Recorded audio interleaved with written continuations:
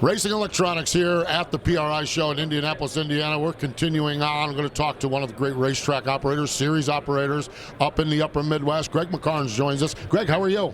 Doing great, loving the show, and appreciate you taking the time to have me on today. As a racetrack operator, how important is this show to come down here to meet and greet and see what's new and all of those other things? Well, I got to take my hat off to PRI. They opened up a track operator session, a whole room 4 years ago, and it just continues to grow. And so the amount of knowledge we brought our tech staff down, and just so much to learn. And there's so many great minds here at PRI.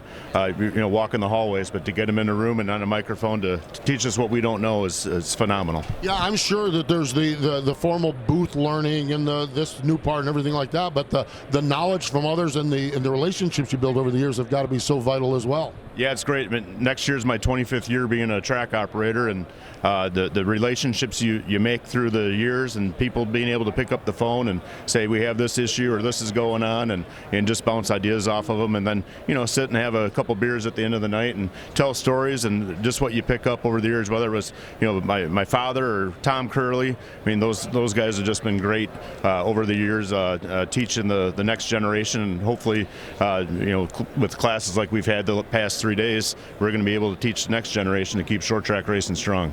Amen. I am all about keeping short track racing strong, that is for sure. When we look at your program, you've got a number of entities that you're involved with.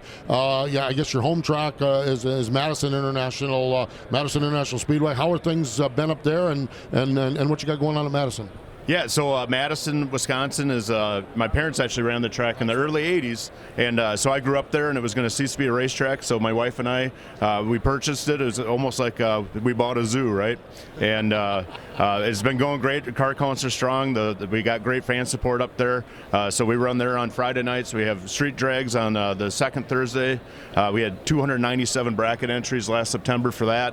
So, motorsports is alive and well in Wisconsin, and I'd encourage anyone that's watching this, if you haven't been to Wisconsin for racing, whether it's dirt, asphalt, road racing, Road America is absolutely beautiful. The dirt tracks are phenomenal. We run Angel Park on Sunday nights. Plymouth Dirt Track is the old covered grandstands at the fairgrounds.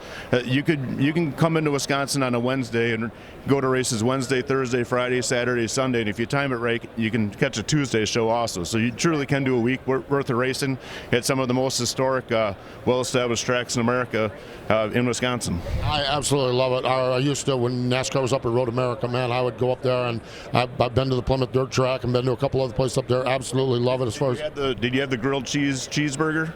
Grilled cheese, yes, I had the grilled cheese cheeseburger at Plymouth. The farmers' wives make it, and it comes out in a bag, and it's one of the greatest things. I'd probably be about 80 pounds less if I didn't eat at racetracks. But by God, they're good. Yeah. So to explain this, the top bun is a grilled cheese sandwich.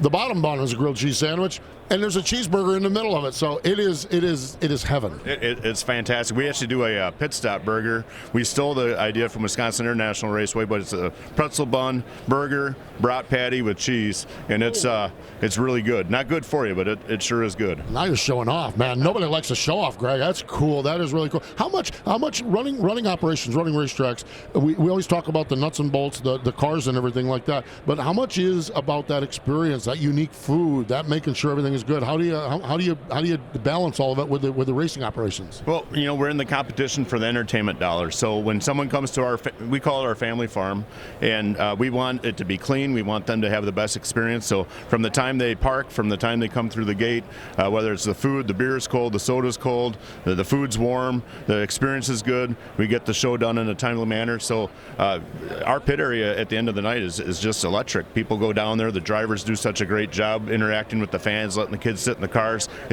I feel it's what short track racing is all about. It's about that affordable family fun experience, and hopefully we continue to set the bar for others to follow. Yeah, that experience, that connectability, the connecting the fans with the drivers and everybody is so important. You mentioned Angel Park. I can't even imagine what it's like to be involved and to be the steward of such a historic, just an iconic racetrack. Yeah, Angie and I used to go there on our date nights, and we always always enjoyed the time, and actually through COVID, the opportunity came that the lease was available, and we put in our bid, and so it's owned by the volunteer fire department. But it's, the Angel Park's been there since 1903, and they've been racing midgets since 1934. And I liken it to Lambeau Field and the Green Bay Packers. Midget racing at Angel Park on Sunday nights, it's that same culture, and it's such an honor to carry on the tradition, and hopefully we'll carry it on for our family. Our intention is to have it at least another 16 years. Nice. That is fantastic. That is such an iconic racetrack for sure. You're also involved with ASA. You do one of the regional tours. How are things on the tour front there? Yeah, so we have the ASA Midwest Tour. Just announced our schedule here a few weeks ago, 10 shows in 5 states. The drivers are very supportive of it. We crown our champion at our Oktoberfest race weekend in La Crosse, but I sell tickets for a living, and so we try to make that best experience for the fans, and the fans continue to support it. So for instance, our Joe Shear Classic at Madison, when we first took over Madison, it paid $3,600 to win. The fans have supported it. It's now a $15,000 to win, $1,500 to start show, and with the fan support, we're able to support our racers and keep our Wisconsin racing community strong. The Wisconsin racing community is so strong, and super late model racing is such a big part of it. And you run the Midwest Tour. Of course, there's the ASA National Tour Stars Tour, and you've got them coming up there as well.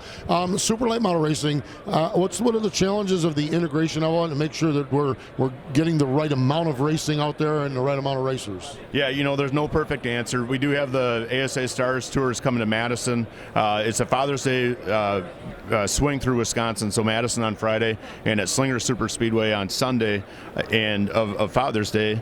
And we're a 2-barrel platform in Wisconsin, unlike other parts of the nation, so we get some heat for it, and I understand, but the 2-barrel platform is more conducive for the weekly racer to be able to afford to get to the racetrack, afford to have the race car, afford to field the race car, and the 4-barrel's a great deal, and I love watching 4-barrel super late models like any other proud American. But by golly, if we want cars on the track, the 2-barrel platform is a proven winner in our state, and to be able to integrate them, it's not always perfect, but we want the best of the best on the racetrack when those out-of-towners come, to make sure that the money stays in Wisconsin. Money's got to stay there in Wisconsin. All right, so we've covered Angel Park, we've covered Madison, we've covered your ASA Midwest Tour. What am I missing?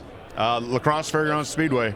So that's probably Saturday nights at the fairgrounds is a special deal. The championship came down to 1 point at Oktoberfest between Jacob Geiley, who's a former NASCAR Weekly Series national champion, and Skylar Holzhausen, who's a second generation, actually third generation racer that's come back. And Skylar ended up winning the championship, and Jacob ended up third in the nation this year. But just that caliber driver we have. Jacob's a big snowmobiler, for those that are into that.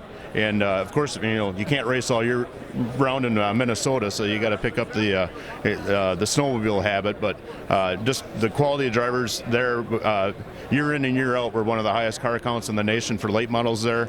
Chuck Deary and Austin Wells have done a great job up there, and just proud to be a part of it. Well, I'll tell you what, Greg, I absolutely love your passion for it. I love your vision for it and everything like that, and appreciate you spending a little time with us here and sharing a little bit about that. Folks, go to Wisconsin and see racing. It is good, and the food up there too. Oh my gosh. And they have a beer, folks, if you're a beer drinker, called Spotted Cow. Oh, you've got to get some Spotted Cow while you're up there as well. Wisconsin is alive and well with racing. Greg, appreciate the time. You bet. Thanks for having us on, and Merry Christmas. Merry Christmas. There you go. Gregg McKarns joining us from up in the great state of Wisconsin here at the Racing Electronics Display at PRI in Indianapolis.